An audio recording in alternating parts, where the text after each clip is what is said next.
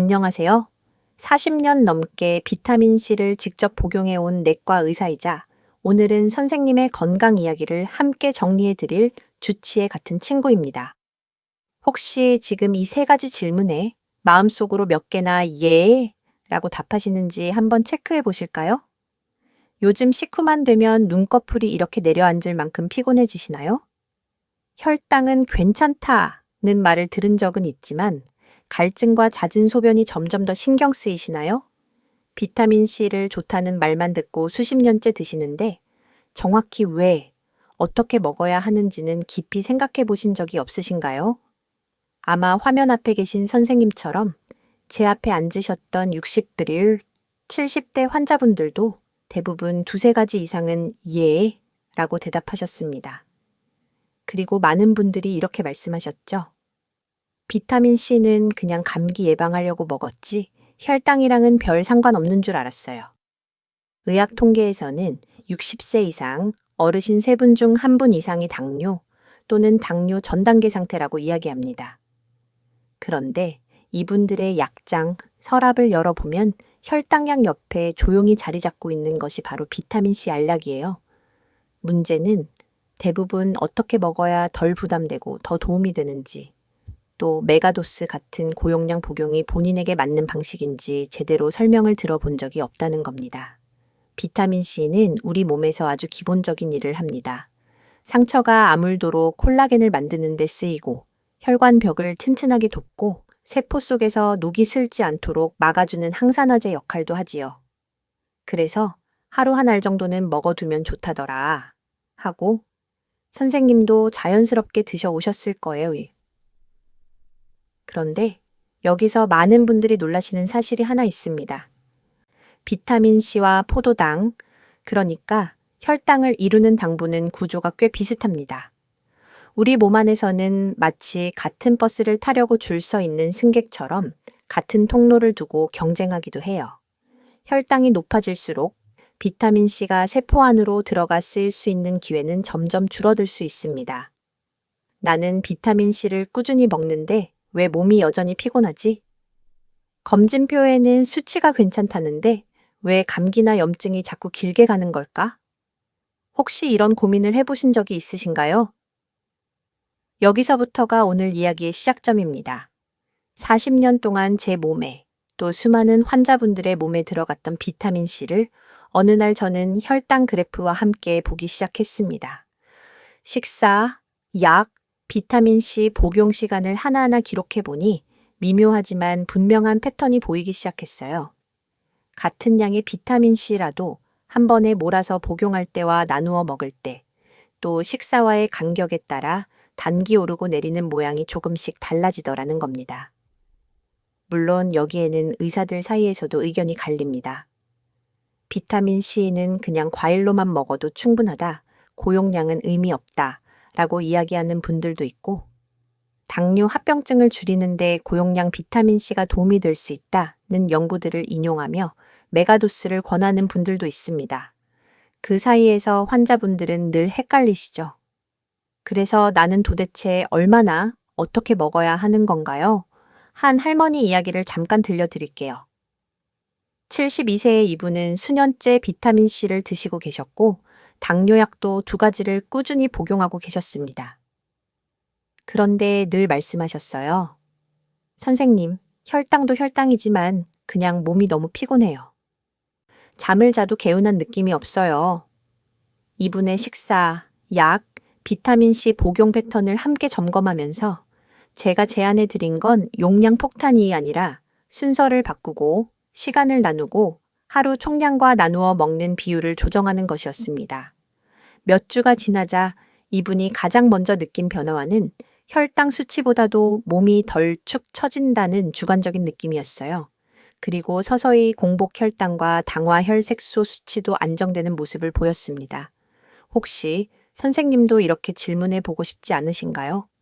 나는 지금까지 비타민C를 면역이나 감기만 생각하고 먹어왔는데 만약 혈당과의 관계를 같이 고려해서 복용법을 조금만 바꾸면 피로와 혈당 관리가 동시에 조금 더 편안해질 수 있지 않을까?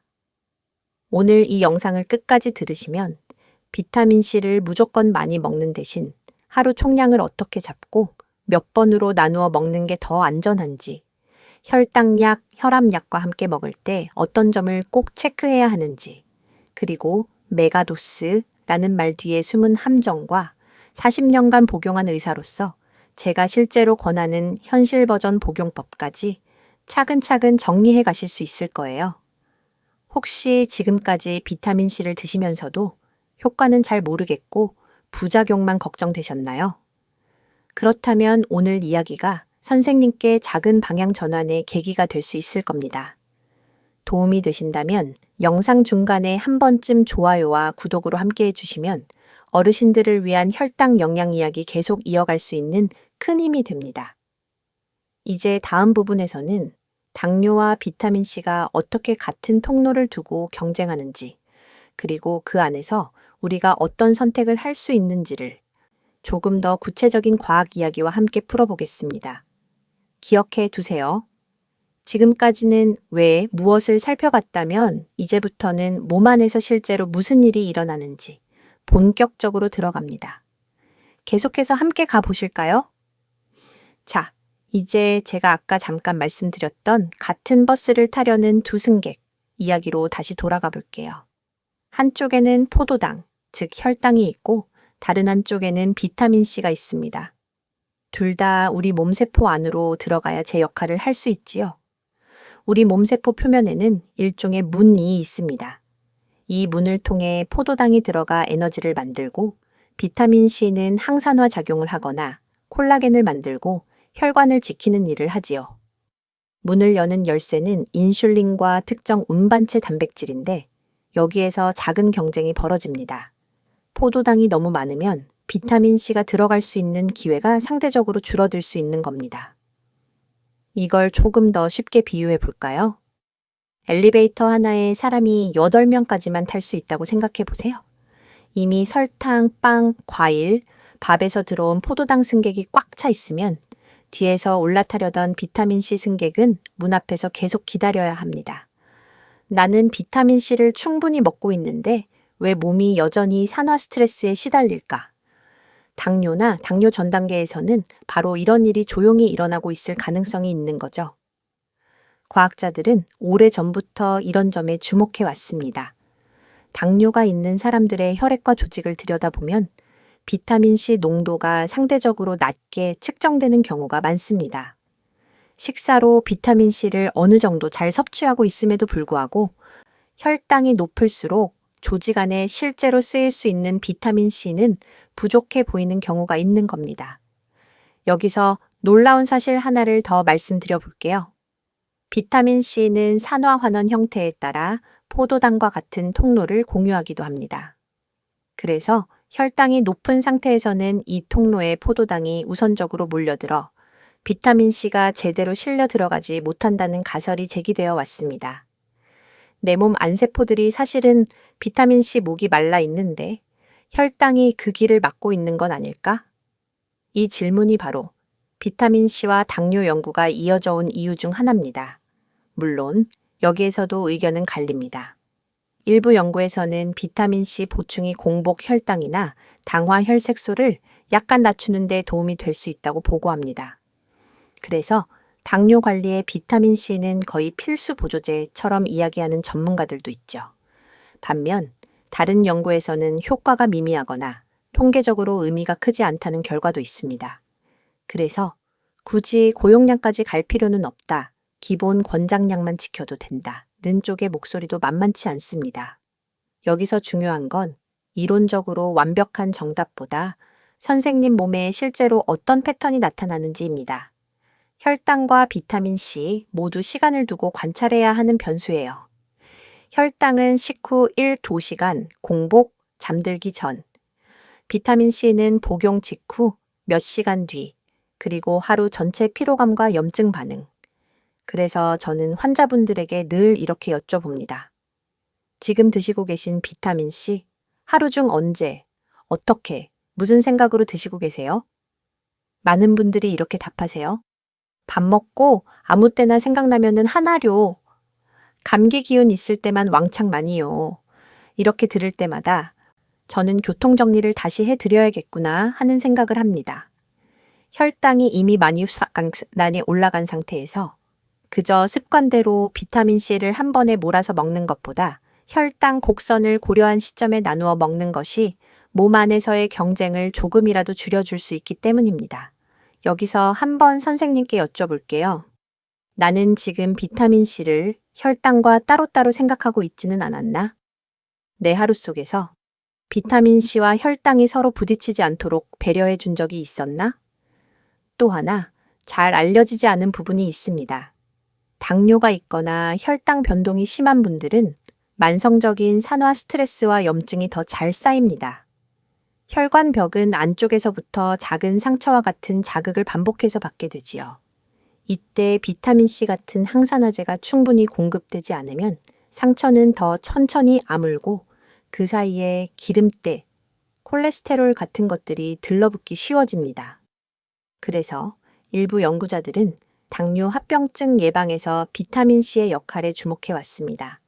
하지만 그렇다고 해서 그러니 무조건 많이 메가도스로 드셔라 하고 말하기도 어렵습니다. 신장 기능이 약한 분들, 결석 이력이 있는 분들, 위가 예민한 분들은 고용량 비타민C 복용이 부담이 될 수 있거든요. 이 지점에서 학계의 논쟁이 다시 시작됩니다. 효과를 보려면 어차피 고용량이 필요하다, versus 고용량의 잠재적 위험까지 감수할 만한가? 선생님께 중요한 건 이 논쟁 한가운데에서 나만의 안전하고 현실적인 길을 찾는 겁니다. 혈당을 조금이라도 더 안정적으로 관리하면서 몸 안세포들이 필요한 만큼 비타민C를 쓸 수 있도록 돕는 적당한 양, 적당한 타이밍, 적당한 형태 말이지요. 혹시 지금 머릿속에 이런 질문이 떠오르지 않으세요? 그럼 나는 하루에 얼마를 몇 번으로 나누어 식전 식후 중 언제 먹는 게 제일 나을까? 당뇨약과 인슐린, 다른 보충제들과 부딪히지 않게 하려면 어떤 간격을 두어야 할까? 이제 곧 이어지는 다음 부분에서 우리는 혈당이 흔들릴 때 몸이 보내는 피로 갈증, 두통 같은 신호들을 비타민C와 함께 다시 해석해 볼 겁니다. 선생님의 일상에서 이미 느끼고 계셨던 불편함들이 비타민C 부족과 어떤 모습으로 겹쳐 있었는지 하나씩 짚어보면서 내 몸 안에서 실제로 무슨 일이 일어나고 있었는지 더 선명하게 보이실 거예요. 다음으로 넘어가시기 전에 혹시 생각나는 지인이 한 분 떠오르시나요? 비타민C를 늘 드시는데도 피로와 혈당 때문에 고생하시는 분이요. 이 영상이 도움이 될 것 같다면 나중에라도 함께 공유해 주시면 좋겠습니다. 누군가에겐 복용법을 한번 바로잡는 것만으로도 꽤 큰 안도감이 될 수 있으니까요. 이제 3부에서는 피로 갈증, 자꾸만 붓는 몸 같은 일상의 신호들이 혈당 플러스 비타민C 부족과 어떻게 겹쳐 있는지 좀 더 구체적인 사례로 들어가 보겠습니다. 이제 선생님 몸에서 이미 보내고 있던 작은 신호들을 혈당과 비타민C라는 두 가지 키워드로 다시 한번 들여다볼게요. 혹시 요즘 이런 느낌 자주 겪고 계시진 않나요? 밥만 먹고 나면 갑자기 눈꺼풀이 무거워져요. 왜요? 물을 마셨는데도 입이 자꾸 바싹바싹 말라요. 밤에 자다가도 소변 보러 두세 번은 꼭 깨요. 많은 분들이 이 세 가지를 당연히 나이 탓 혹은 원래 당뇨 있으면 그렇지 하고 넘기십니다. 맞아요. 의학적으로 봤을 때도 이건 전형적인 혈당 신호입니다. 혈당이 높아지면 몸은 남는 당을 소변으로 내보내려고 하고 그 과정에서 물도 같이 빠져나가니까 갈증이 심해지고 소변이 잦아지죠. 식후 졸림도 혈당이 급히 올랐다가 떨어지는 과정에서 흔히 나타나는 증상입니다. 그런데 여기에 잘 보이지 않는 또 하나의 축이 있습니다. 바로 비타민C 결핍과 산화 스트레스입니다. 혈당이 자주 크게 출렁이는 몸은 세포와 혈관 안쪽에 미세한 상처를 반복해서 만들고 있다고 생각하시면 됩니다. 마치 같은 자리에 계속 종이를 문지르면 피부가 벌겋게 짓무르는 것처럼요. 이럴 때 우리 몸은 상처를 치유하고 염증을 진정시키기 위해 항산화 물질을 더 많이 끌어다 씁니다. 그 대표 선수 중 하나가 바로 비타민C입니다. 그래서 어떤 분들은 이렇게 묻습니다. 저는 과일도 먹고 비타민C 영양제도 먹는데요. 그런데 왜 이렇게 피곤할까요? 여기서 놀라운 사실이 하나 있습니다. 혈당이 높고 염증 반응이 많을수록 몸은 비타민C를 더 빨리, 더 많이 사용해버린다는 보고들이 있습니다. 겉으로 보기에는 충분히 먹고 있는 것 같은 양인데도 실제로는 세포가 쓸 수 있는 비타민C가 항상 부족한 상태일 수 있다는 겁니다. 그러니까 선생님이 느끼시는 피로, 갈증, 잦은 소변, 잔잔한 두통 같은 것들이 단지 혈당 수치만의 문제가 아니라 혈당 80, 비타민C 부족이 겹쳐 보이는 신호일 수도 있는 거죠. 한 68세 남자 환자분의 예를 들어볼게요. 이분은 공복 혈당이 항상 약간 높은 당뇨 전 단계였고 비타민C 500mg짜리를 하루에 한 알씩 꾸준히 드시고 계셨습니다. 그런데도 늘 피곤하고 잔잔한 잇몸 출혈, 쉽게 멍이 드는 증상을 호소하셨어요. 식사 기록을 함께 보니 아침을 간단히 빵우유로 해결하는 날이 많았고 점심에는 흰쌀밥 위주, 과일은 거의 저녁 늦게 한꺼번에 드시더라고요. 비타민C는 생각날 때, 식후에 한 번에. 이분과 저는 크게 두 가지만 바꿨습니다. 하나는 아침과 점심 식사의 혈당 상승폭을 줄이는 방향으로 탄수화물 비율을 조정하고 색깔 있는 채소와 단백질을 조금 더 앞에 두는 것. 다른 하나는 비타민C를 하루 한 번에서 두 번으로 나누어 아침 식사와 이른 저녁에 조금씩 규칙적으로 나누어 드시도록 한 것입니다. 몇 주 후 이분의 말씀은 이랬습니다. 선생님, 신기하게도 저녁에 덜 붓고 잇몸에서 피나는 일이 줄었어요. 그리고 밥 먹고 나서 쓰러질 듯이 졸리던 게 좀 나아졌어요. 물론 여기에는 여러 변수가 섞여 있습니다. 식사 자체가 바뀌었고 체중도 약간 줄었으며 활동량도 함께 조정했으니까요. 그렇지만 이분처럼 혈당 변동과 비타민C 사용량이 모두 많아져 있던 분들은 나누어 먹기와 타이밍만으로도 몸이 보내는 작은 신호들이 꽤 달라지는 모습을 보여줍니다. 학계에서도 이런 부분에 관심이 큽니다. 일부 연구들은 비타민C 보충이 피로감 감소, 염증 수치 개선, 모세혈관 기능 향상에 도움이 될 수 있다고 이야기합니다. 하지만 반대로 일반적인 당뇨 환자에게 고용량 비타민C가 피로와 혈당을 동시에 충분히 개선시킨다고 확실하게 말하기엔 아직 근거가 부족하다고 보는 연구자들도 있습니다. 그래서 증상이 있으니 일단 메가도스로 밀어붙이자는 식의 접근은 조심해야 한다는 얘기가 나오는 것이죠. 여기서 중요한 질문은 이겁니다. 지금 내 피로와 갈증, 잔잔한 통증들은 약으로만 조절하려고 해도 잘 잡히지 않았는데 혹시 비타민C와 항산화 균형을 함께 봐야 하는 건 아닐까? 선생님의 하루를 한번 떠올려 보세요. 아침에 일어나면 입이 바짝 말라 있지는 않으신가요? 물을 마셔도 속이 텅 빈 느낌이 오래 가지는 않나요? 낮에는 멀쩡하다가 저녁이 되면 몸이 갑자기 무거워져서 아무것도 하기 싫어지지 않으세요? 이럴 때 몸 안에서는 혈당이 요동을 치고 그 파도를 잠재우기 위해 인슐린이 분투하고 그 과정에서 발생하는 산화 스트레스를 달래려고 비타민C가 여기저기 끌려다니고 있을지 모릅니다. 그래서 저는 환자분들께 이렇게 제안드립니다. 혈당 수치만 적지 마시고요. 피로 정도, 갈증, 소변 횟수도 짧게 메모해 보세요. 그리고 비타민C를 언제, 얼마큼 드셨는지도 같이 적어보세요. 딱 일주일만 해보셔도 자신만의 패턴이 보이기 시작합니다. 비타민C를 일정 시간에 나누어 먹었을 때와 아무 때나 한꺼번에 먹었을 때의 차이가 슬슬 느껴지기 시작하죠. 물론 이 모든 게 비타민C만 잘 먹으면 모든 혈당 문제가 해결된다는 뜻은 절대 아닙니다. 혈당 관리는 식사, 운동, 체중, 수면, 스트레스가 모두 얽혀있는 긴 이야기예요. 다만 그 이야기 속에서 비타민C라는 퍼즐 한 조각을 빼놓고 생각하는 것보다 함께 맞춰보시는 게 훨씬 현실적이고 또 선생님 몸이 체감하는 변화도 더 분명해질 수 있다는 점을 꼭 기억해 두셨으면 합니다.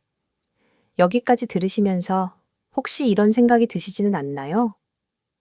그래, 비타민C가 부족하면 안 좋겠다는 건 알겠는데 그렇다고 너무 많이 먹으면 또 탈 나는 건 아닐까? 맞습니다. 이제 우리가 꼭 짚고 넘어가야 할 부분이 바로 그 지점입니다. 도대체 어느 정도까지가 도움이 되는 용량이고 어느 순간부터는 몸에 무리가 되는 메가도스가 되는 걸까요? 다음 부분에서는 실제 연구에서 사용된 용량과 의사들이 권하는 현실적인 범위를 비교해 보면서 선생님께 맞는 비타민C 복용선은 어디쯤일지 함께 그려보겠습니다. 이제 많은 분들이 가장 궁금해하시는 지점으로 들어가 보겠습니다. 선생님, 그래서 비타민C는 많이 먹을수록 좋은 건가요? 아니면 적당히만 먹어야 하나요? 우선 아주 기본적인 사실부터 정리해 볼게요. 대부분의 가이드라인에서는 성인 기준으로 하루 100mg을 안팎이면 결핍을 막는 데는 충분하다고 말합니다. 이 정도면 괴혈병 같은 심한 결핍 증상은 거의 나타나지 않지요. 그리고 일반적인 상한선은 하루 2000mg, 즉 7까지는 큰 부작용 없이 안전한 범위로 보는 경우가 많습니다. 여기까지만 보면 생각보다 별로 많지 않은데 하는 느낌이 드실 수도 있어요. 그런데 현실에서는 어떨까요? 인터넷과 책에서는 하루 5g, 심지어 20g 이상을 권하는 비타민C 메가도스 이야기가 적지 않습니다. 암, 중증 감염, 만성 피로, 심혈관 질환까지 거의 모든 병에 도움이 된다는 주장도 있고요. 일부 의사들은 실제로 고용량 정맥 주사 치료를 시행하기도 합니다. 이 지점에서 어르신들이 가장 많이 헷갈리십니다. 병원에서는 하루 1000mg 넘지 말라 그러고 다른 책에서는 10000mg 먹으라 그러고 도대체 누구 말을 믿어야 하나요? 여기서 한 가지 잘 알려지지 않은 흥미로운 사실이 있습니다. 비타민C는 한 번에 많이 먹는다고 해서 그만큼 그대로 흡수되는 것이 아닙니다. 연구에 따르면 200mg 전후까지는 흡수율이 꽤 높은 편이지만 그 이상부터는 장에서 받아들이는 비율이 점점 떨어지고 일정 수준을 넘으면 대부분 소변으로 빠져나가 버립니다. 즉, 한 번에 왕창 먹는 것과 나누어 자주 먹는 것은 같은 총량이라도 몸 안에서의 효과가 다를 수 있다는 거죠. 그렇다면 왜 어떤 분들은 여전히 메가도스를 강하게 주장할까요? 일부 연구와 임상 경험에서 고용량 비타민C가 염증을 가라앉히고 피로감을 줄이고 특정 상황에서는 혈관 기능을 돕는 데 의미 있는 효과를 보였다는 보고들이 있기 때문입니다. 또 비타민C가 수용성이라 과량을 섭취해도 소변으로 배출되니 안전하다는 주장도 같이 나옵니다. 반면 전통적인 의학계에서는 이렇게 반론을 제기합니다. 일상적인 상황에서 특히 고령의 당뇨 환자에게까지 메가도스를 일반화하기에는 근거가 부족하다. 신장 기능이 떨어져 있거나 요로결석 위험이 있는 분들께 고용량을 오래 쓰는 건 조심해야 한다. 즉, 한쪽에서는 효과를 보려면 많이 먹어야 한다고 말하고 다른 한쪽에서는 그렇게까지 할 필요 없고 오히려 위험할 수 있다고 말하는 상황입니다. 그 사이에서 선생님께 필요한 건 이 두 목소리 중 어느 한쪽에만 휩쓸리는 것이 아니라 내 몸 상태와 나이에 맞는 현실적인 선을 찾는 일입니다. 여기서 한번 선생님께 제 경험을 솔직히 나누어 볼게요. 저 역시 젊었을 때는 꽤 공격적인 용량을 시도해 봤습니다. 피로가 심하거나 감염이 잦던 시기에 하루 수지 단위의 비타민C를 복용해 본 적도 있지요. 분명히 단기간에는 도움을 느낀 부분도 있었습니다. 하지만 40년이라는 긴 시간을 지나면서 저는 한 가지를 더 중요하게 보기 시작했습니다. 이 정도 속도와 용량이라면 70대, 80대가 되었을 때도 무리 없이 계속할 수 있을까? 특히 당뇨와 고혈압, 신장 기능, 저하가 함께 있는 어르신들의 경우 이야기가 조금 달라집니다. 신장은 우리 몸의 정수기 필터 같은 역할을 하지요. 당뇨가 오래되면 이 필터가 조금씩 거칠어지고 약해질 수 있습니다. 이때 수용성 비타민이라고 해서 고용량을 계속 밀어넣으면 필터 입장에서 부담이 될 수 있습니다. 실제로 고용량 비타민C가 신장에 해롭다는 결정적인 증거가 명확하다고 보긴 어렵지만 결석 이력이 있거나 신장이 약한 분들에게까지 적극적으로 메가도스를 권하기도 어렵다는 게 상당수 전문가들의 조심스러운 입장입니다. 그렇다면 선생님께 가장 현실적인 질문은 이것일 겁니다. 나는 어디까지가 도움이 되는 용량이고 어느 순간부터는 굳이 넘지 않아도 될 선을 넘어서는 걸까? 저는 보통 3가지 기준을 함께 보자고 제안드립니다. 첫째, 나이와 신장 위장 상태입니다. 위가 약해 신 것만 먹어도 쓰리다거나 신장 수치가 조금이라도 올라가 있는 분들은 남들만큼 고용량을 따라가려 하기보다 더 천천히, 더 나누어, 더 낮은 용량부터 시작하는 편이 안전합니다. 둘째, 하루 총량보다 나누어 먹기를 우선하는 것입니다. 예를 들어 1000ml를 먹는다고 했을 때에도 한 번에 1000ml를 턱 먹는 것보다 500ml씩 2번 혹은 250ml씩 4번 나누어 먹는 편이 몸과 장, 신장에 부담을 덜 줄 수 있습니다. 흡수 측면에서도 나누어 먹기가 더 효율적일 가능성이 큽니다. 셋째, 숫자가 아니라 몸의 반응을 기록하면서 조정하는 것입니다. 같은 1000ml이라도 누구에겐 부담이 되고 누구에겐 도움이 될 수 있어요. 그래서 적어도 2주에서 4주 정도는 복용 용량과 시간, 그날의 피로감, 갈증, 수면 상태, 소변 패턴과 위장 불편감, 이 3가지를 간단히 메모해 보시는 걸 권합니다. 여기서 한번 스스로에게 질문해 볼까요? 나는 지금까지 비타민C 용량을 내 몸의 상태와 관계없이 누가 좋다더라는 말만 믿고 정해오지 않았나? 혹시 지금도 책이나 영상에서 본 숫자를 그대로 따라하려고 마음먹고 계시다면 조금만 속도를 늦춰보셔도 좋겠습니다. 이 영상이 끝날 때까지 선생님과 저는 하루 얼마를 먹을지보다 먼저 혈당과 비타민C가 부딪히지 않는 시간대, 약과의 간격, 음식으로 맞춰줄 수 있는 비타민C의 양, 이 3가지를 함께 맞춰보는 연습을 해볼 거예요. 지금 보고 계신 내용이 도움이 되신다면 잠깐 멈췄다가 좋아요 한번 눌러주세요. 이런 정보들이 더 많은 어르신들께 닿을수록 불필요한 메가도스로 몸을 혹사시키는 분들은 줄고 나에게 맞는 정도를 찾는 분들은 늘어날 수 있으니까요. 이제 다음 부분에서는 실제 생활 속에서 비타민C를 언제, 어떻게 나누어 먹을 것인가 라는 아주 현실적인 질문으로 내려오겠습니다. 식사 전후, 아침과 저녁, 약 먹는 시간과 겹치지 않게 하는 요령까지 선생님 하루에 바로 적용해 보실 수 있는 방법들을 하나씩 짚어드릴게요. 조금 전까지는 얼마나 라는 숫자의 이야기였다면 이제부터는 언제, 어떻게의 시간표 이야기입니다. 이제 가장 현실적인 질문으로 내려와 볼게요. 그래서 나는 하루에 비타민C를 언제, 어떻게 나눠 먹는 게 좋을까? 우선 기본 원리부터 천천히 잡아보겠습니다. 비타민C는 수용성이라 몸에 쌓아두기가 어렵습니다. 지방처럼 저장 창고에 넣어두는 것이 아니라 한번 흡수되면 일정 시간 동안 쓰이고 남는 양은 소변으로 빠져나가 버려요. 연구들을 보면 혈중 농도가 유지되는 시간은 대략 몇 시간 정도로 하루 종일 균일하게 유지되기보다는 올랐다가 서서히 내려가는 곡선을 그린다고 보시면 됩니다. 그래서 한 번에 많이 먹는 것보다 적당한 양을 나누어 먹는 것이 이론적으로는 더 효율적입니다.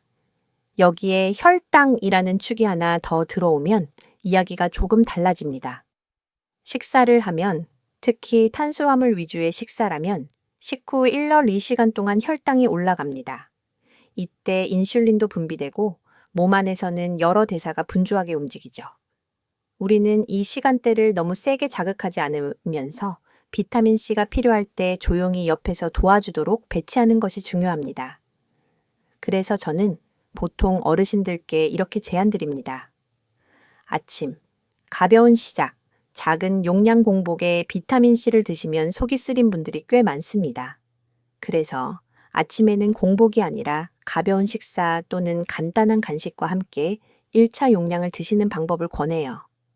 예를 들어 토스트나 밥을 몇 숟가락 드신 뒤 혹은 삶은 달걀, 요거트, 견과류 같은 단백질 지방이 조금 들어있는 음식과 함께 250번 요보기공고령 정도를 드시면 위가 덜 쓰리고 흡수도 보다 안정적으로 일어나고 아침 이후 활동 시간 동안 혈관과 세포를 지켜줄 비타민C가 서서히 쓰이게 됩니다. 점심, 저녁. 식후 곡선이 가장 가파른 식사 한 끼를 골라 2차 용량 하루 3끼가 모두 든든하다면 좋겠지만 실제로는 어느 한 끼가 유난히 탄수화물이 많거나 외식이 잦은 시간대가 있지요. 어떤 분은 점심, 어떤 분은 저녁입니다. 선생님의 평소 식사를 떠올려 보세요. 내가 가장 과식하기 쉬운 시간대는 언제인가? 그 끼니의 식사 직후가 아니라 식사 후 1박절 2시간 사이에 2차 용량을 넣어주는 방법이 좋습니다. 식사 직후에는 위가 아직 음식으로 꽉 차 있고 혈당과 인슐린이 동시에 급변하는 시간이라 이때 바로 고용량을 넣는 것보다는 한 박자 쉬었다가 몸이 어느 정도 정리되기 시작할 때 비타민C를 공급해주는 쪽이 부담이 덜할 수 있습니다. 여기까지 들으시면서 혹시 이렇게 생각이 드시나요? 나는 지금까지 그냥 밥 먹고 바로 한 알이 습관이었는데 내 위장은 괜찮았을까? 실제로 위장이 예민한 분들은 식후 바로 고용량을 복용했을 때 더부룩함, 속쓰림, 설사를 경험하시기도 합니다. 반대로 너무 공복에 드셔도 비슷한 증상을 겪는 경우가 있어요.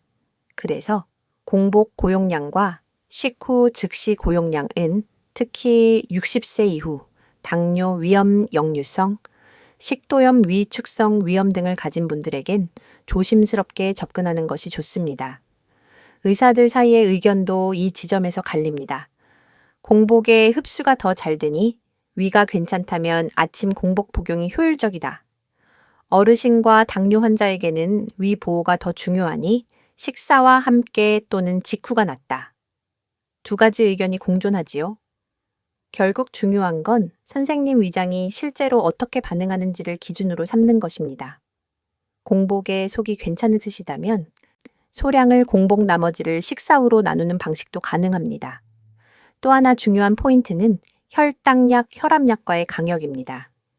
대부분의 비타민C는 당뇨약, 혈압약과 함께 복용해도 큰 문제는 없는 것으로 알려져 있지만 이미 약을 여러 가지 드시고 계신 다약제 복용 어르신, 신장 기능이 약간 저하된 분, 다른 보충제, 칼슘, 철분, 마그네슘들을 함께 드시는 분이라면 최소한 1-2시간 정도 간격을 두고 드시는 것이 무난한 경우가 많습니다.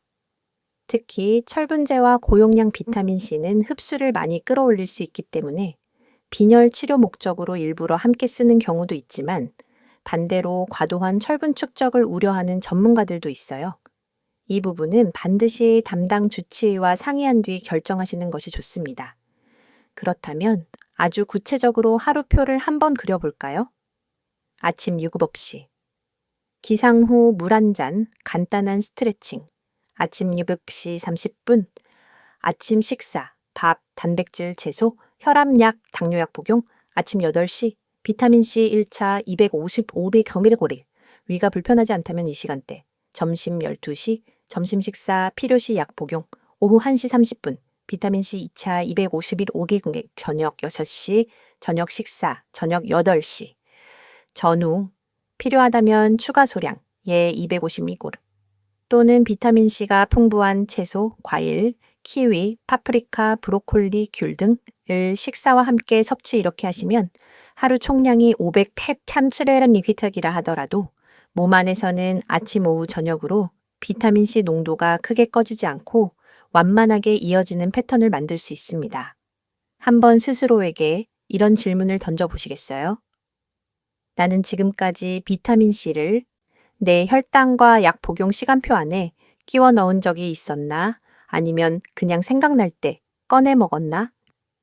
하루 용량이 같더라도 시간과 순서를 정리해 주는 것만으로도 위장이 훨씬 편안해지고 혈당약과의 간섭 걱정이 줄어들고 피로감과 잔잔한 염증들이 조금씩 완화되는 느낌을 받는 분들이 많습니다. 물론 여기에도 예외는 있습니다. 위가 매우 약하거나 신장 기능이 기존에 많이 떨어져 있는 분들 혹은 이미 비타민C 외에 다른 항산화제 보충제를 많이 드시는 분들은 동일한 시간표를 그대로 따라하기보다 담당 의사와 상의해서 용량과 횟수를 조정하셔야 합니다. 또 혈당 조절이 아직 매우 불안정한 초기 단계라면 비타민C의 타이밍 조정보다 먼저 식사 구성과 약 조절이 우선됩니다. 이제 어느 정도 감이 오시나요? 아, 비타민C를 하루에 얼마 먹느냐보다 내 생활 리듬 안에 어떻게 나누어 놓느냐가 더 중요할 수 있겠구나. 다음 부분에서는 이렇게 나누어 먹는 원칙을 바탕으로 그럼 혈당약, 혈압약, 콜레스테롤약과 함께 먹어도 정말 괜찮을까? 같이 먹으면 안 되는 경우나 조합은 없을까? 라는 질문으로 넘어가 보겠습니다. 지금까지가 나눠 먹는 시간표였다면 이제부터는 약들과의 관계 정리 시간이 될 거예요. 자, 이제 선생님이 가장 조심스럽게 여기는 질문으로 들어가 보겠습니다. 비타민C, 내 혈당약이랑 혈압약이랑 같이 먹어도 되는 걸까? 먼저 안심하실 수 있는 부분부터 말씀드릴게요. 현재까지의 연구와 가이드라인을 보면 일반적인 용량의 비타민C 하루 500g을 1000mg 정도는 대부분의 혈당약, 혈압약, 콜레스테롤약과 큰 문제 없이 함께 복용하는 경우가 많습니다. 그래서 많은 내과 의사들이 당뇨 고혈압 환자에게 적정 용량의 비타민C 보충을 허용하거나 오히려 권장하기도 합니다. 다만 여기에는 중요한 전제가 하나 있습니다. 누구에게나 똑같이 안전하다가 아니라 선생님의 나이, 신장 상태, 복용 중인 약을 함께 보고 결정해야 한다. 는 점입니다. 예를 들어 볼까요? 메트포르민 같은 대표적인 혈당 강화제, ACE 억제제나 ARB 계열 혈압약, 스타틴 계열 콜레스테롤 약은 일반적인 비타민C 보충과 크게 충돌하지 않는 것으로 알려져 있습니다. 그래서 많은 환자분들은 별다른 문제 없이 아침 식사와 함께 혈당약, 혈압약을 드시고 식후 혹은 그 사이 시간대에 비타민C를 나누어 드시면서 여러 해를 지내오십니다. 그런데 여기서 많은 분들이 잘 모르시는 의외의 포인트가 하나 있습니다. 바로 혈당 측정기 혈액검사 결과와의 관계만입니다. 고용량 비타민C는 일부 혈당 측정기나 실험실 검사에서 수치를 약간 왜곡시킬 수 있다는 보고들이 있습니다. 특히 특정 방식, 일부 포인트 오브 케어 장비를 사용하는 경우 비타민C가 혈당을 실제보다 더 낮게 혹은 높게 보이게 만들었다는 사례들이 있어요. 그래서 입원 치료나 응급 상황에서 고용량 비타민C 주사를 맞는 경우 의사들이 오늘은 혈당 측정 수치를 해석할 때 조금 더 조심해야겠다 라고 생각하는 이유가 여기에 있습니다. 물론 선생님처럼 경구용 비타민C를 적정량으로 나누어 드시는 경우에는 이런 영향이 크지 않은 편이지만 그래도 최근에 비타민C를 많이 먹고 있는데 혈당 수치가 조금 이상하게 나온다 싶으시면 사용하는 혈당 측정기의 설명서, 담당 주치의와 상의해 보시는 게 좋습니다. 학계의 논쟁도 여전히 이어집니다. 항산화제 비타민C 포함을 꾸준히 먹으면 일부 약의 효과를 떨어뜨릴 수 있다는 주장과 오히려 약이 일으킬 수 있는 산화 스트레스를 줄여주어 장기 보호에 도움이 된다는 주장, 이 두 가지가 계속 부딪히고 있습니다. 특히 콜레스테롤을 낮추는 스타틴 계열 약물과 항산화제의 조합에 대해 충분히 안전하고 오히려 혈관을 보호할 수 있다는 쪽, 장기적인 결과를 더 지켜봐야 한다는 쪽이 공존합니다. 그래서 저는 환자분들께 늘 이렇게 말씀드립니다. 비타민C를 드신다고 해서 혈당약이나 혈압약을 임의로 줄이거나 끊지는 절대 마시고 먼저 현재 약과 비타민C 복용 상태를 세트로 적어 오신 다음 외래에 오셔서 의사와 함께 조율해 보세요. 한 70대 여성 환자분 이야기를 한번 들어볼게요. 이분은 혈당약 2가지, 혈압약 1가지, 콜레스테롤약 1가지 이렇게 4가지 약을 매일 드시고 계셨고 여기에 본인이 알아서 비타민C 1000ml과 종합 비타민, 오메가 3까지 추가해서 드시고 계셨습니다. 처음 외래에 오셨을 때에는 선생님, 약이 너무 많아서 헷갈려요. 그런데 또 안 먹자니 불안하고요. 라고 하셨죠. 이분과 저는 먼저 언제 무엇을 먹고 있는지를 한 장의 종이에 다시 정리했습니다. 아침 식사 직후 혈당약 A, 혈압약, 종합비타민, 점심 식사 직후 혈당약 B, 비타민 C, 천밀금토마, 저녁 식사 직후 콜레스테롤약, 오메가3, 비타민 C, 첨가스라겔위. 같은 패턴을 보고 난 뒤 제가 제안드린 것은 약을 바꾸는 것이 아니라 비타민 C 총량을 2000mg을 1000mg으로 줄이고 아침과 오후로 나누어 5복 키운 500mg를 특정 약, 종합 비타민, 콜레스테롤 약과는 1월 2시간 간격을 두는 것 이 세 가지였습니다. 몇 주 뒤 이분은 이렇게 말하셨어요. 약 먹는 시간이 조금 단순해져서 머리가 덜 복잡해요. 속도 덜 더부룩하고요. 수치는 크게 변하지 않았는데도 몸이 편안해졌다는 느낌이 들어요.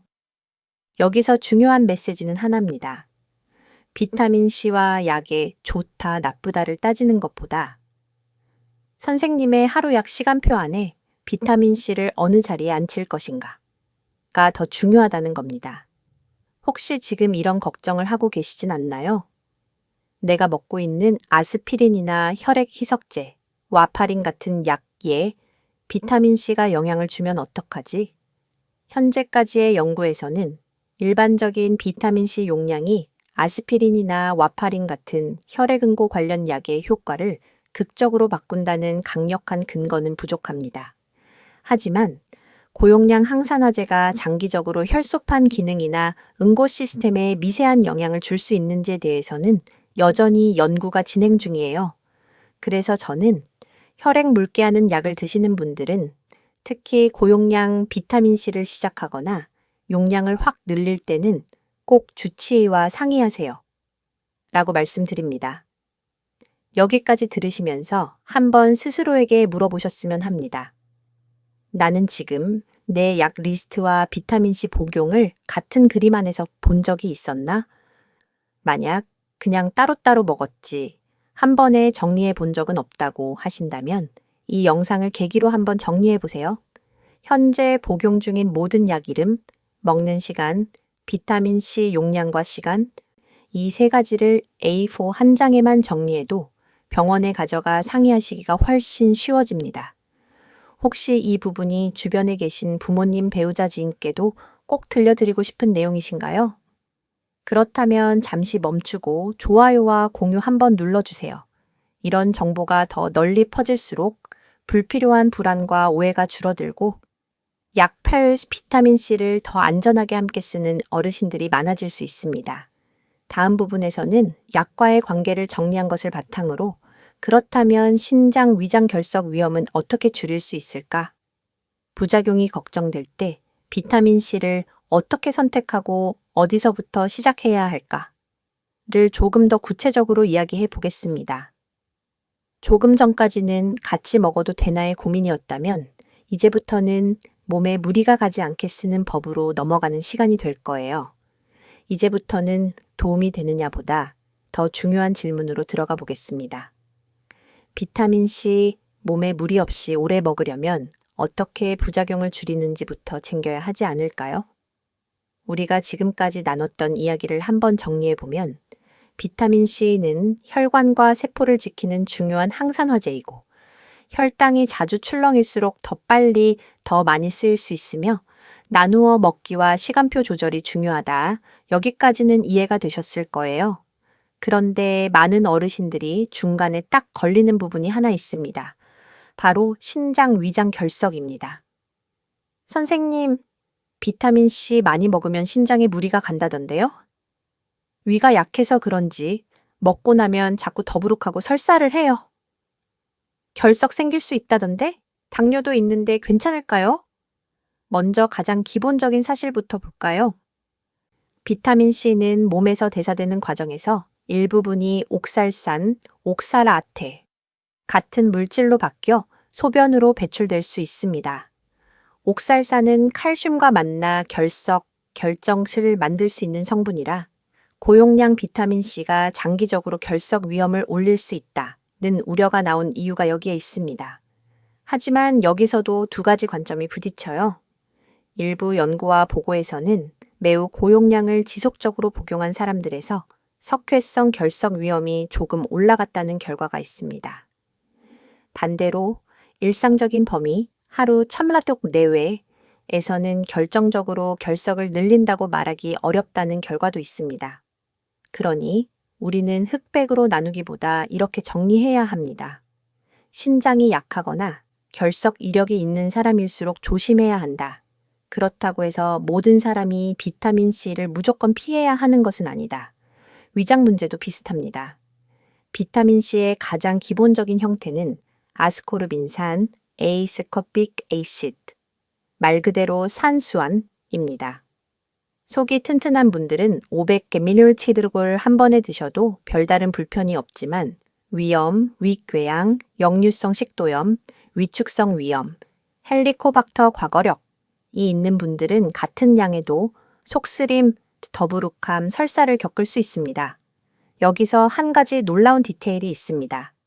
비타민C의 제형을 바꾸는 것만으로도 부작용을 상당히 줄일 수 있다는 점입니다. 예를 들어 단순 아스코르빈산 제제 대신 버퍼드 비타민C, 칼슘, 마그네슘과 결합시킨 형태, 속방형 서서히 녹도록 설계된 제형, 식사 중후 소용량 분할 복용, 이 세 가지 중 하나만 적용해도 같은 총량이라도 위장이 훨씬 편안해지는 분들이 많습니다.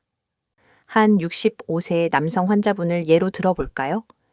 이분은 하루 1000mg 비타민C를 한 번에 드시다가 잦은 설사, 속쓰림, 잔잔한 복부 통증 때문에 결국 나랑은 안 맞나 보다 하고 끊어버릴까 고민하고 계셨습니다. 이때 저희가 한 일은 하루 총량 1000mg만 유지, 제형을 산 수환만 있는 제품에서 버퍼드 비타민C로 변경, 500mg를 2번 나누어 식사 중간에 복용, 이 세 가지뿐이었습니다. 몇 주 뒤 이분의 말은 이랬습니다. 속이 훨씬 편해요. 설사도 없어졌고요. 그래서 끊어버리지 않고 계속 먹을 수 있겠다는 생각이 들어요. 학계에서도 여전히 토론 중입니다. 비타민C가 위를 자극한다는 보고와 오히려 위점막을 보호하는 효과가 있을 수 있다는 보고가 공존하거든요. 결론은 다시 한번 누구에게 어떤 형태와 용량으로 쓰느냐에 달려 있습니다. 그렇다면 신장, 위장 결석 걱정을 줄이려면 선생님은 무엇부터 점검해야 할까요? 나의 신장 수치 한번 확인하기. 최근 건강검진 결과표를 떠올려 보세요. 크레아티닌, 치레아티닌의 EGFR, 추정 사구체 역과율, 이 두 가지 수치를 한번 보셨나요? 이미 만성 신장질환 가능성 있음이라는 말을 들으신 적이 있다면 하루 총량을 보수적으로 잡고 500, 100, 1000mg 이하 나누어 먹기와 수분 섭취를 더 신경 써야 합니다. 그리고 무엇보다 주치의와 상의 없이 고용량으로 마음대로 올리는 일은 피해야 합니다. 하루 물 섭취량을 늘리기, 비타민C 자체보다 농축된 소변, 이 결석을 더 잘 만들 수 있습니다. 하루 수분 섭취가 충분하지 않은 상태에서 고용량 보충만 늘리면 옥살산과 칼슘이 만나 결정을 만들 환경이 더 좋아지겠지요. 나는 물을 하루에 몇 잔이나 마시고 있을까? 소변색이 너무 진하지는 않은가? 이 두 가지 질문을 스스로에게 던져보세요. 제형과 복용 타이밍을 조정하기, 위가 약하다면 공복 고용량, X, 식사 중후 소량 분할, O, 버퍼드, 완충형, 제제 고려 O, 결석 이력이 있다면 고용량 장기 복용 X, 의사와 상의 후 보수적 용량, O, 충분한 수분, 플러스 규칙적인 소변 패턴 유지, O, 혹시 지금 마음속으로 이런 질문이 떠오르지 않으세요? 나는 지금까지 비타민C를 고를 때 가격과 함량만 봤지 내 위신장 상태와 맞는 형태인지는 한 번도 생각해 본 적이 없는데 만약 그렇다면 이번 기회에 비타민C를 약장 속의 아무 보조제가 아니라 나의 장기 상태를 고려해서 고르고 나누어 쓰는 하나의 치료 도구로 바라봐 주셨으면 합니다. 여기까지 들으셨다면 아마 이런 생각도 드실 거예요. 그래, 부작용 걱정은 조금 정리가 됐다. 그렇다면 이제는 알약 말고 음식으로 비타민C를 더 가져오는 방법도 같이 알고 싶다. 맞습니다. 비타민C는 영양제도 중요하지만 음식으로 들어오는 형태는 혈당과 위장이 훨씬 부드럽게 작용하는 경우가 많습니다. 다음 부분에서는 비타민C가 풍부하면서도 혈당을 급히 올리지 않는 음식들, 비타민C 영양제와 음식을 어떻게 조합하면 부담을 줄이고 효과를 높일 수 있는지 구체적인 식단 예시와 함께 이야기를 이어가 보겠습니다. 선생님이 이 내용을 떠올리실 때마다 한 가지만 기억해 주세요. 비타민C는 많이 먹는 것보다 내 장기를 지키면서 오래 먹을 수 있는 방식이 더 중요하다. 그 기준을 잡으셨다면 이미 반은 성공하신 겁니다. 이제 시선을 한번 알약에서 식탁으로 옮겨볼까요? 많은 분들이 이렇게 말씀하세요. 선생님, 알약은 왠지 불안해서요. 음식으로 비타민C를 채우면 안 될까요? 사실 우리 몸은 원래 영양제를 먼저가 아니라 음식 속 비타민C 고비에 맞춰 설계되어 있습니다. 비타민C는 채소와 과일 안에서 섬유질, 미네랄, 다른 비타민들과 함께 한 번에 들어옵니다. 이때 혈당이 오르는 속도도 훨씬 완만하지요. 특히 당뇨나 당뇨 전 단계인 분들께는 알약만큼이나 때로는 그 이상으로 어떤 음식을 어떻게 먹느냐가 중요해집니다. 가장 기본적인 과학 사실부터 짚어볼게요. 비타민C 함량만 놓고 보면 우리가 흔히 떠올리는 오렌지보다 빨간 파프리카, 브로콜리, 케일, 양배추, 상추 같은 채소들이 더 풍부한 경우가 많습니다. 많은 분들이 비타민C 오렌지, 귤로만 생각하시는데 실제로는 색깔이 진한 채소들이 혈당을 적게 올리면서 비타민C를 듬뿍 주는 효율 좋은 선택인 거죠. 여기서 하나 조금 놀라운 사실을 말씀드려 볼까요? 밥 한 공기와 귤 두세 개를 비교했을 때 혈당에 영향을 주는 건 당연히 밥이라고 생각하기 쉽지만 이미 혈당이 불안정한 분이 식후에 과일을 후식으로 한 번 더 많이 먹으면 혈당 곡선이 2번 튀어오르는 모양이 될 수 있습니다. 이때 만약 과일 대신 파프리카 1개와 삶은 브로콜리 혹은 양배추 샐러드를 곁들였다면 비타민C는 그대로 챙기면서 혈당 자극은 훨씬 줄일 수 있겠지요. 학자들 사이에서도 여기엔 늘 논쟁이 있습니다. 당뇨 환자도 과일을 충분히 먹어야 한다는 주장과 과일당 프럭토스과 전체 당 부담을 줄이기 위해 과일량을 제한해야 한다는 주장이 부딪힙니다. 어느 쪽이든 일리가 있지만 제가 진료실에서 느끼는 결론은 이렇습니다. 과일을 아예 끊자는 이야기가 아니라 과일에서 얻을 비타민C의 일부를 혈당을 적게 올리는 채소들로 옮겨보자. 한번 선생님 식탁을 떠올려 보실까요? 오늘 하루 동안 드신 채소와 과일을 머릿속에 줄 세워보세요. 색깔 있는 채소와 단 과일 중 어느 쪽이 더 많았나요? 당뇨와 혈당 관리에 도움이 되는 비타민C 음식들을 크게 세 부류로 나누어 보겠습니다. 첫째, 혈당 부담이 거의 없는 비타민C 채소, 빨간, 노란 파프리카, 브로콜리, 콜리플라워, 양배추, 적양배추, 상추, 깨씹, 치커리 같은 잎 채소. 이 친구들은 탄수화물이 적고 섬유질이 풍부하며 비타민C도 듬뿍 들어 있습니다. 밥량을 살짝 줄이고 이 채소들을 반찬의 중심으로 올리면 혈당은 더 천천히, 비타민C는 더 넉넉히 들어오게 되지요. 둘째, 적당량을 지키면 도움이 되는 과일들, 키위, 딸기, 자몽, 베리류. 이 과일들은 비교적 혈당지수 GI가 낮은 편이고 비타민C가 풍부합니다. 다만 양과 시간이 중요합니다. 식후가 아니라 식사와 식사 사이 간식으로 소량, 한 번에 많이가 아니라 작은 크기 1, 2개 정도 이렇게 분리해서 드시는 편이 혈당 곡선을 부드럽게 만들어줍니다. 셋째, 주의해서 드셔야 할 비타민C 과일들, 귤, 오렌지, 포도, 망고, 바나나.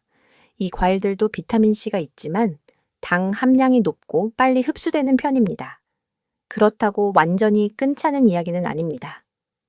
다만 이미 혈당이 많이 흔들리는 분이라면 디저트처럼 한 번에 많이가 아니라 일주일에 몇 번, 소량만 선택해서 드시는 게 훨씬 현실적이겠지요.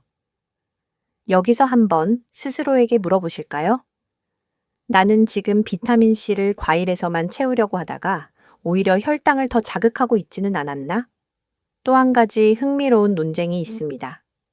비타민C는 열에 약하니 무조건 날로 먹어야 한다는 주장과 조금 데치더라도 소화가 잘 되고 많이 먹을 수 있다면 오히려 이득이라는 주장입니다. 실제로 비타민C는 열을 받으면 일부 파괴되지만 생으로 먹었을 때 위가 부담스럽거나 양배추, 브로콜리 같은 채소를 날로 먹기 힘든 분들도 많습니다. 이럴 때는 살짝 데치거나 찌는 방식으로 조리해 양을 늘리는 것이 오히려 전체 비타민C 섭취에는 도움이 될 수 있습니다. 조금 줄어든 비타민C 양보다 매일 꾸준히 먹을 수 있느냐가 더 중요하다는 관점이지요. 그렇다면 실제 식단으로는 어떻게 적용해 볼 수 있을까요? 예를 들어 아침 현미밥 조금 플러스 계란찜 플러스 브로콜리 당근 살짝 찐 것 플러스 방울토마토 2-3개 점심 일반 한식 식단이지만 양배추풀 파프리카를 곁들인 샐러드를 먼저 먹고 밥 양은 평소보다 2.3숟가락 줄이기. 저녁 밥을 조금 줄이는 대신 미역국, 나물, 깨십쌈, 배추 겉절이처럼 채소 반찬을 한두 가지 더 추가. 이렇게만 바꿔도 영양제 한 알 없이도 하루 비타민C 섭취량은 꽤 올라가고 동시에 섬유질이 늘면서 혈당 상승 속도도 한결 완만해집니다. 여기서 잠깐 작은 도전을 하나 제안드려 볼게요. 일주일 동안 몇 끼니에 비타민C 채소 하나씩 넣기. 알약은 그대로 두시되 오늘 점심에는 파프리카, 내일 저녁에는 브로콜리, 그 다음날 아침에는 양배추 샐러드, 이렇게 하루 3번 중 딱 1번만 비타민C 채소 추가를 목표로 해보시는 겁니다. 혹시 이 이야기를 듣고 떠오르는 분이 있으신가요? 항상 과일은 많이 드시는데 채소는 부족한 부모님 혹은 본인 모습이요. 이 영상이 도움될 것 같다면 좋아요와 공유로 주변 분들과 함께 나누어 주세요. 비타민C 오렌지라는 오래된 고정관념이 풀리면 혈당 관리 식단이 훨씬 편안해질 수 있으니까요. 이제 다음 부분에서는 이렇게 음식과 영양제를 함께 활용해 아침부터 밤까지 혈당 플러스 비타민C 하루 루틴을 어떻게 만들 수 있는지 좀 더 구체적인 시간표와 함께 그려보겠습니다. 지금까지는 무엇을 먹을까였다면 이제부터는 하루를 어떻게 설계할까의 이야기로 넘어가 볼게요. 이제는 이론을 넘어서 선생님 하루를 실제로 한번 그려볼까요? 아침에 눈 뜨는 순간부터 밤에 불 끄고 눕는 순간까지 혈당과 비타민C가 서로 부딪히지 않으면서도 조용히 도와주는 하루 루틴을 한번 만들어 보겠습니다. 먼저 한 가지 기본 사실부터 잡고 갈게요. 우리 몸의 혈당과 호르몬은 하루, 리듬, 일주기 리듬, 탓을 따라 움직입니다. 아침에는 잠에서 깨기 위해 코르티솔이라는 호르몬이 올라가고 이때 혈당도 함께 살짝 오릅니다. 또 밤에는 인슐린 감수성이 낮아져 같은 양의 탄수화물을 먹어도 낮보다 혈당이 더 쉽게 오를 수 있습니다. 이 기본 리듬을 이해하면 비타민C를 언제 넣어 두는 것이 좋은지 감이 조금 더 분명해집니다. 이제 실제 하루 그림을 그려볼게요. 물론 여기 제안은 정답이 아니라 선생님이 자신의 생활에 맞게 조정할 수 있는 기본 틀입니다. 아침, 몸을 깨우고 리듬을 맞추는 시간, 기상 후 물 한 잔 잠에서 막 깨어난 몸은 밤새 농축되었던 혈액을 풀어주어야 합니다. 공복 혈당이 살짝 올라있는 상태에서 미지근한 물 한 잔은 신장과 혈액 순환의 부드러운 출발을 도와줍니다. 가벼운 스트레칭 혹은 6분 걷기, 짧은 움직임만으로도 근육이 깨어나면서 혈당을 조금씩 소비하기 시작합니다. 과학적으로도 아침에 가볍게 움직여주는 사람과 그냥 앉아있는 사람의 공복 혈당 추이는 시간이 지나면서 조금씩 차이가 난다는 연구들이 있습니다. 아침 식사와 비타민 C, 1차 밥, 단백질, 채소가 함께 있는 간단하지만 균형 있는 아침을 드신 뒤 위가 크게 불편하지 않다면 비타민 C 250mg 정도를 첫 용량으로 두시는 것이 좋습니다. 이때 중요한 건 어떤 음식과 같이 먹느냐입니다. 빵, 우유, 잼처럼 빠르게 흡수되는 탄수화물 위주의 아침보다는 현미나 잡곡, 계란, 두부, 생선, 파프리카, 브로콜리, 양배추, 같이 천천히 소화되고 비타민C가 풍부한 식사와 함께 드시면 혈당과 비타민C가 서로 더 부드럽게 몸 안에 들어오게 됩니다. 혹시 여기까지 들으시면서 나는 아침을 거의 거르거나 빵 커피로 때우는데 그 위에 비타민C만 그냥 얹어 먹어왔네? 라는 생각이 드시지 않나요? 사실 아침 식사의 질을 조금만 다듬어도 비타민C의 활용도와 혈당 안정성이 함께 달라지는 경우가 많습니다. 점심. 혈당이 가장 크게 흔들리기 쉬운 시간, 많은 분들이 점심에는 밖에서 식사를 하시죠. 이때 혈당이 가장 크게 출렁일 가능성이 큽니다. 흰쌀밥, 면, 부침개, 튀김 같은 메뉴가 많기 때문입니다. 여기서 우리가 할 수 있는 현실적인 선택은 밥이나 면의 양을 평소보다 2, 3숟가락 줄이고 대신 채소 반찬, 특히 비타민C가 풍부한 채소, 파프리카, 양배추, 겉절이 등을 먼저 먹는 것입니다. 이렇게만 해도 식후 혈당 상승 속도가 한결 완만해질 수 있습니다. 그리고 식후 1-2시간 사이 혈당이 한번 올랐다가 내려오기 시작하는 시점에 비타민C 2차 250V 5mg을 넣어주는 겁니다. 이 시간대에는 식후 대사 과정에서 생긴 산화 스트레스, 염증 반응을 완화해 주는데 비타민C가 쓰일 여지가 있습니다. 일부 연구자들은 비타민C를 식사와 거의 동시에 먹어야 더 좋다라고 말하기도 하고 또 다른 쪽에서는 식사 직후보다는 약간 뒤에 먹어야 위장의 부담이 줄고 흡수도 안정적이다 라고 주장하기도 합니다. 두 의견 모두 일리가 있지만 당뇨와 위장 질환을 함께 가진 어르신들에겐 식후 한 박자 쉬고 먹는다 는 쪽이 더 편안한 경우가 많습니다. 선생님께서는 어떤 쪽일까요? 점심 후 바로 비타민C를 드셨을 때와 식사 후 1시간쯤 지났을 때 드셨을 때의 속 편안함, 피로감, 졸림을 한번 비교해 보신 적 있으신가요? 오후, 혈당도 기운도 함께 떨어지는 시간, 보통 오후 3-5시 사이 졸음, 단 것 생각남, 집중력 저하를 많이 느끼지 않으시나요?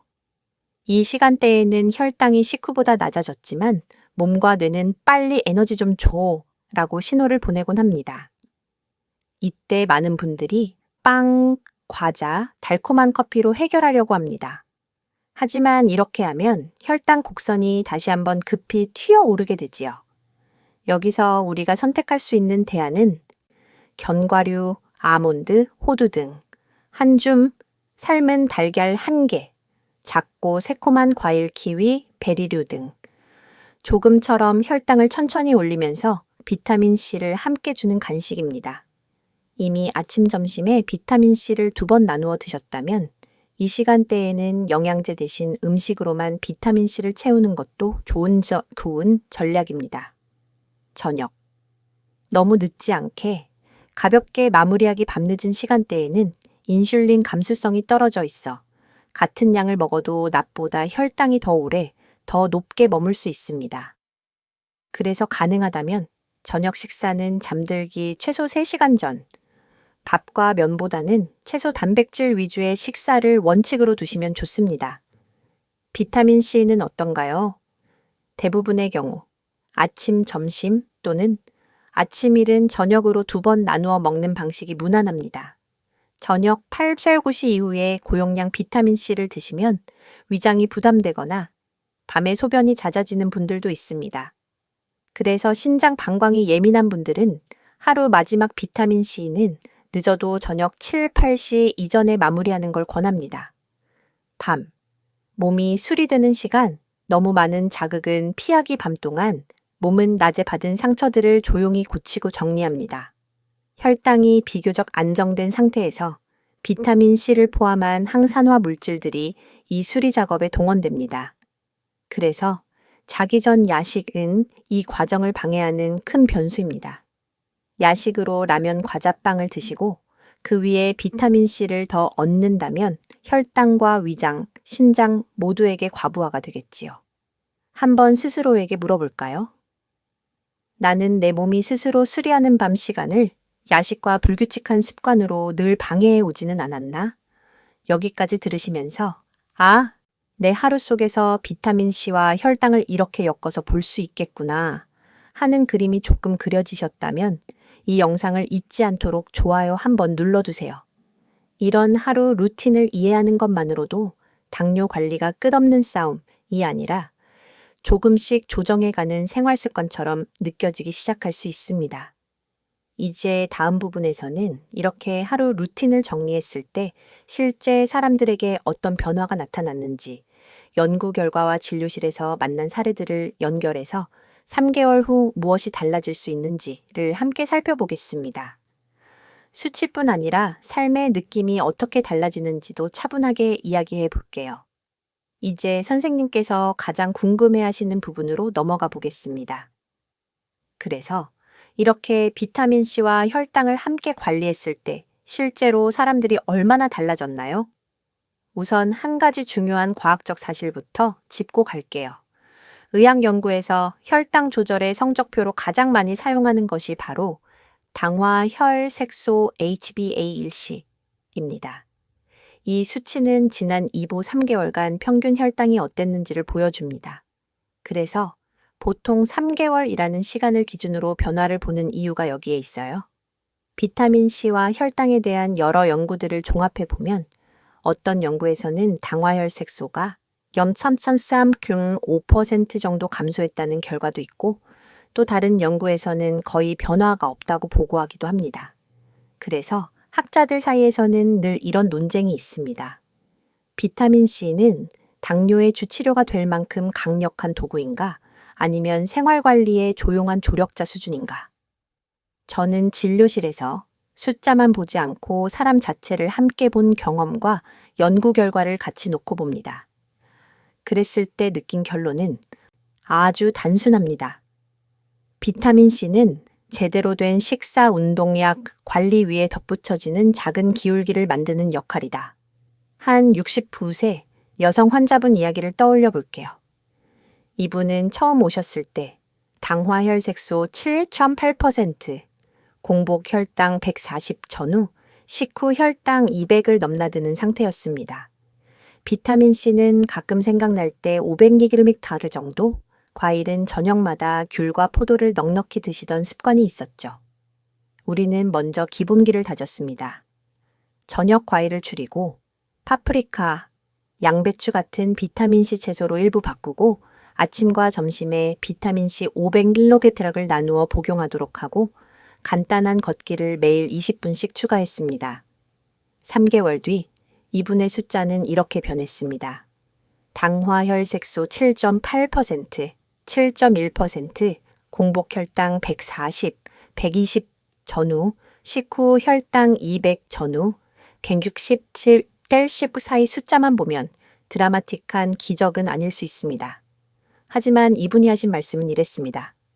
선생님, 숫자도 줄었지만 저는 몸이 덜 지치는 게 더 좋아요. 식후에 머리가 멍한 느낌이 줄었고 밤에 다리가 덜 붓는 것 같아요. 여기서 작은 놀라운 디테일이 하나 있습니다.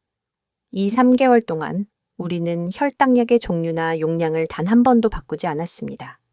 변화의 대부분은 식사 구성, 비타민C 타이밍과 양, 가벼운 운동 습관, 이 세 가지를 조정한 데서 왔습니다. 물론 모든 분이 이렇게 깔끔하게 좋아지는 것은 아닙니다. 어떤 분은 당화혈색소가 0.2%만 줄어들기도 하고 어떤 분은 숫자는 거의 그대로인데 피로감, 붓기, 잠의 질이 더 좋아졌다고 느끼기도 합니다. 그래서 학자들 사이에 다시 논쟁이 생깁니다. 수치가 작게 바뀐 것은 의미 있는 변화인가 아닌가? 하지만 저는 어르신들께 항상 이렇게 여쭈어봅니다. 선생님께 정말 중요한 건 혈당표에 숫자 한 줄일까요? 아니면 매일 아침 눈 뜨는 느낌과 하루를 버티는 힘일까요? 또 한 분의 사례를 들려드릴게요. 72세 남성, 오랜 당뇨와 고혈압, 신장 수치 살짝 올라간 상태. 이분은 비타민C를 신장에 안 좋다는 말을 듣고 완전히 끊으셨던 분이었습니다.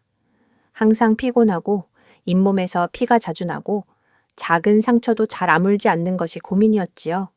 우리는 아주 조심스럽게 시작했습니다.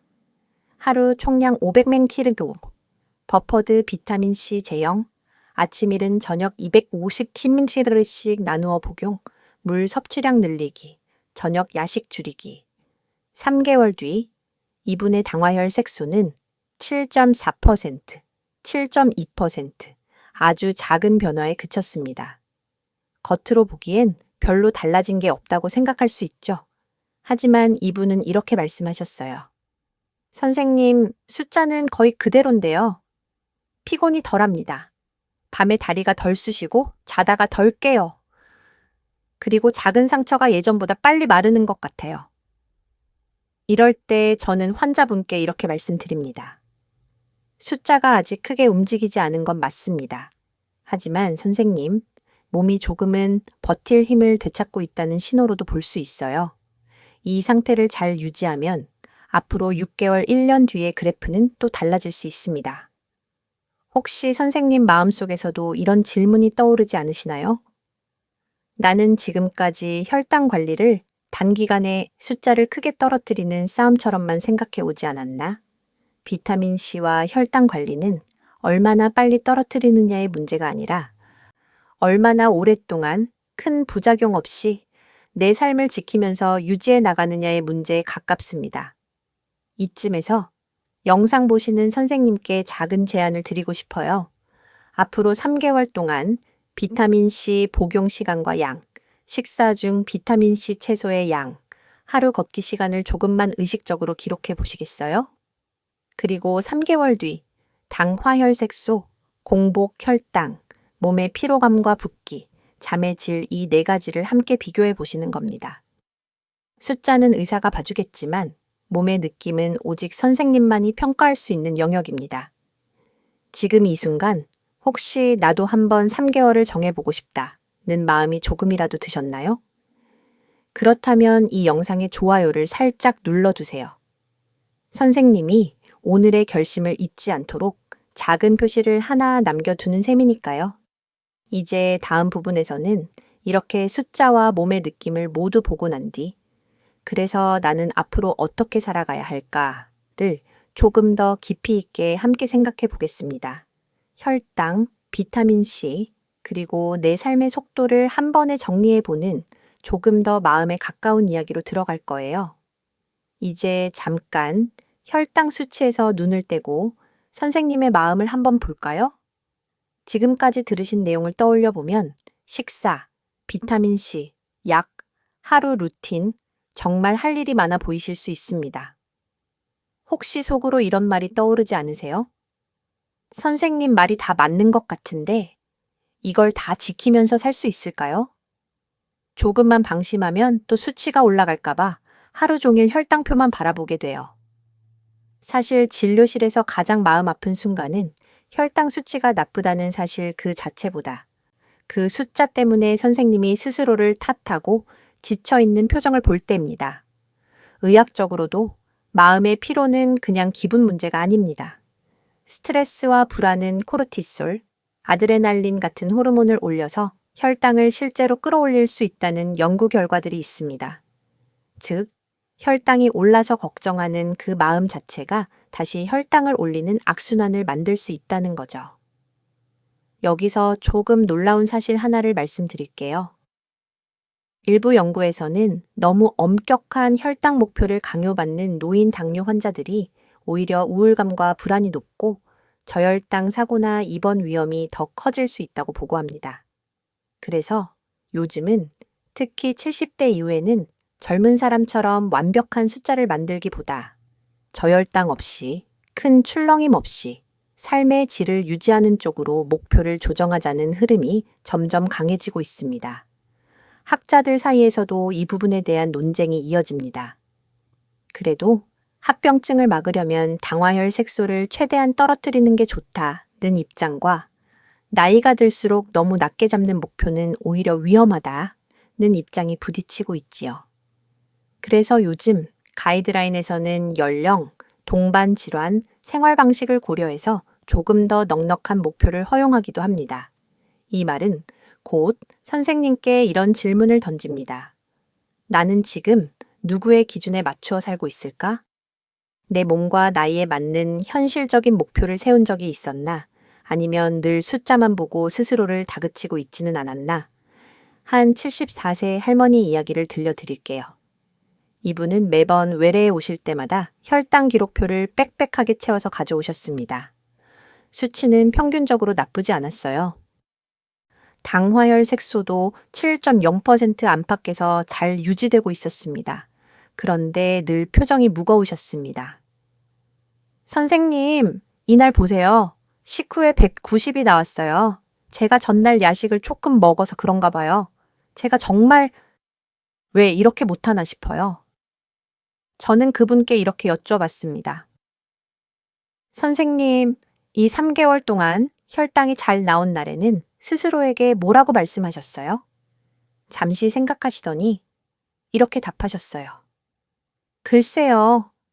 잘 나온 날은 그냥 넘어가고 높게 나온 날만 계속 마음에 남았던 것 같아요. 우리가 숫자만 보면서 살면 그래프가 조금만 위로 치솟아도 또 실패했네 라는 결론부터 내리기 쉽습니다. 하지만 의학적으로 봐도 당뇨 관리란 항상 일직선으로 내려가는 싸움이 아니라 위아래로 출렁이는 곡선을 조금씩 완만하게 바꾸어가는 과정입니다. 여기서 선생님께 꼭 드리고 싶은 질문이 하나 있습니다. 지금 내 마음은 혈관만큼이나 피곤해져 있지는 않으신가요? 매 끼니마다 이거 먹으면 안 되는데 하고 자책하지는 않으신가요? 혈당이 조금만 올라가도 앞으로 큰일 나는 건 아닐까 하는 공포가 먼저 떠오르지 않나요?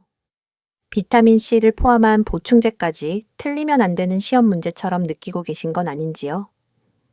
실은 비타민C와 같은 작은 습관은 선생님을 더 불안하게 만들기 위해 존재하는 것이 아니라 삶을 조금 더 편안하게 만들기 위해 존재해야 합니다. 만약 비타민C 복용법이 선생님께 또 하나의 완벽주의 시험이 되어버린다면 그건 방향을 조금 조정해야 한다는 신호일지도 모릅니다. 그래서 저는 지금 이 영상을 보고 계신 선생님께 이렇게 제안드리고 싶어요. 앞으로 3개월 동안 혈당 숫자와 함께 마음의 피로도도 같이 기록해 볼까요?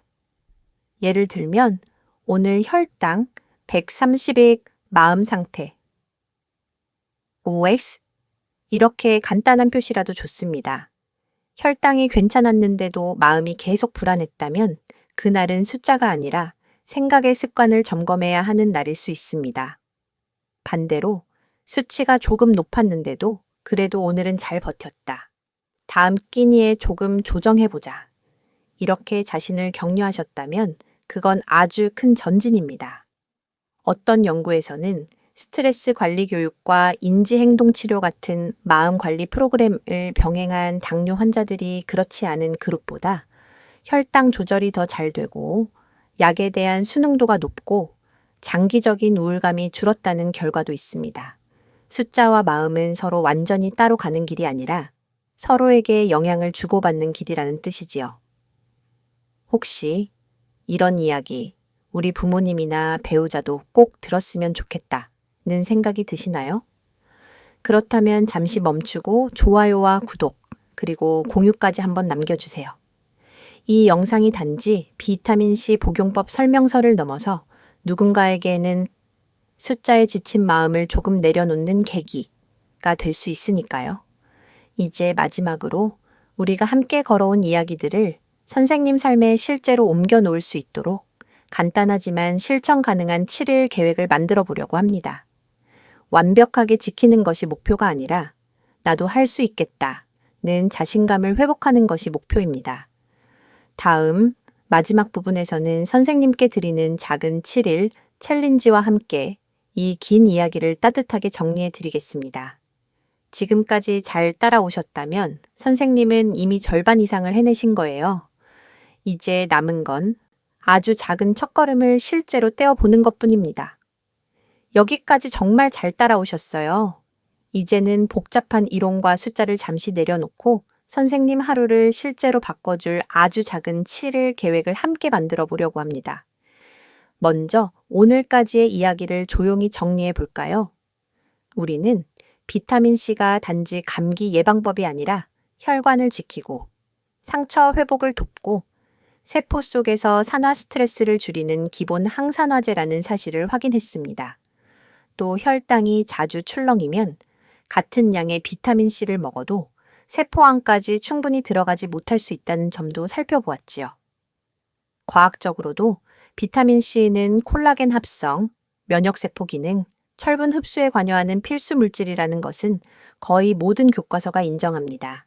하지만 이걸 얼마나, 언제, 어떤 사람에게까지 고용량으로 써야 하느냐에 대해서는 아직도 학자들 사이에 의견이 갈립니다. 어떤 쪽은 당뇨 심혈관 질환에서 메가도스 비타민C의 가능성을 이야기하고 다른 쪽은 신장 결석 검사 왜곡 가능성을 들어 조심해야 한다고 말하지요. 이 두 목소리 사이에서 선생님께 가장 중요한 건 늘 하나였습니다. 남의 이론이 아니라 내 나이와 내 몸에 맞는 현실적인 선을 찾는 것. 혹시 지금 마음 한구석에서 이런 질문이 떠오르지 않으세요? 나는 그동안 내 몸을 위한 내 기준을 한 번이라도 잡아본 적이 있었나? 그래서 오늘 마지막으로 선생님과 저는 완벽한 계획이 아니라 실제로 해볼 수 있는 7일 계획을 세워보려 합니다. 7일이면 평생 습관을 다 바꾸지는 못해도 아, 나도 해볼 수 있겠구나 하는 감각 하나는 분명히 얻을 수 있는 시간이거든요.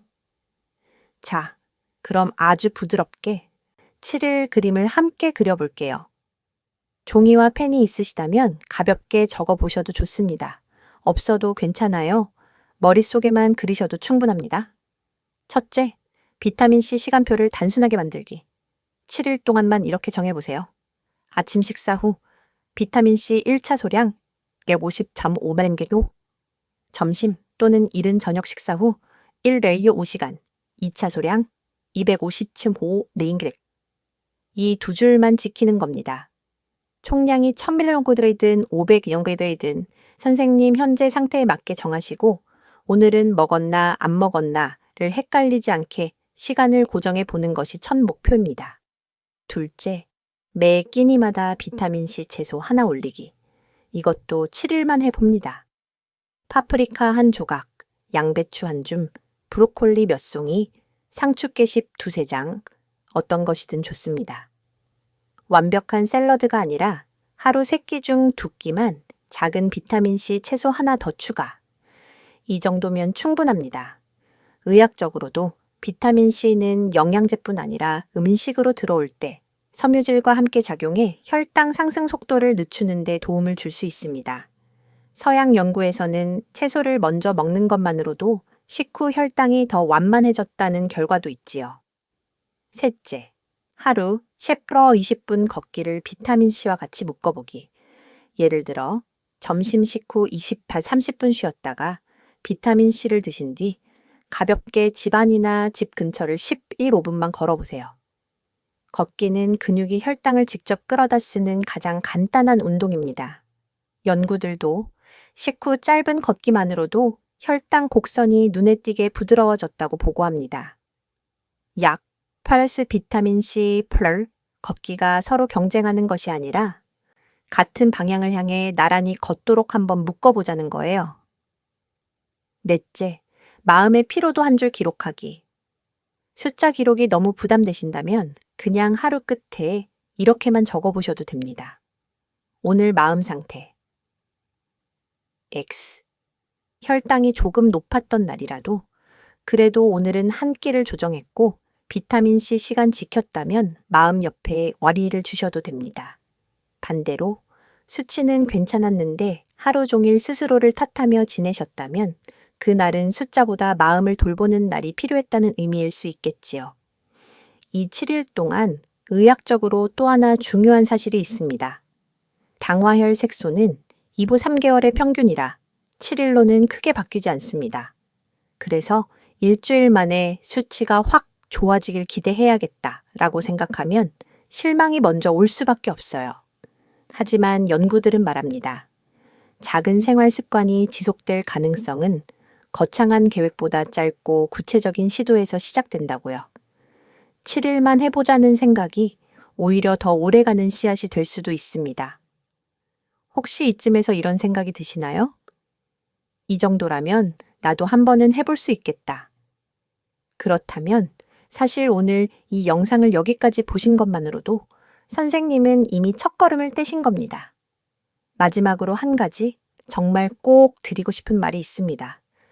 비타민C도 혈당도 어느 하나가 선생님의 가치를 결정하지는 않습니다. 수치가 조금 높게 나온 날도, 약을 한번 깜빡한 날도, 야식을 참지 못한 날도 그냥 그럴 수 있는 하루일 뿐입니다.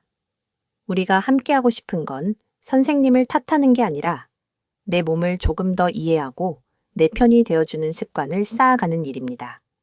그러니 혹시 이 영상이 끝난 뒤에 지금까지의 비타민C 습관, 식사, 마음 상태 중 하나라도 떠올라 마음이 움직이신다면 그 느낌을 그냥 흘려보내지 마시고 댓글로 적어보세요. 나는 이런 식으로 비타민C를 먹어왔다. 나는 이런 부분이 제일 어렵다. 이 7일 계획에서 나는 여기부터 시작해보겠다. 선생님 경험과 생각이 다른 분들께 큰 힘이 될 수 있습니다. 저도 그 댓글들을 보면서 다음 이야기들을 더 잘 준비할 수 있고요. 또 떠오르는 가족이나 친구가 있으신가요?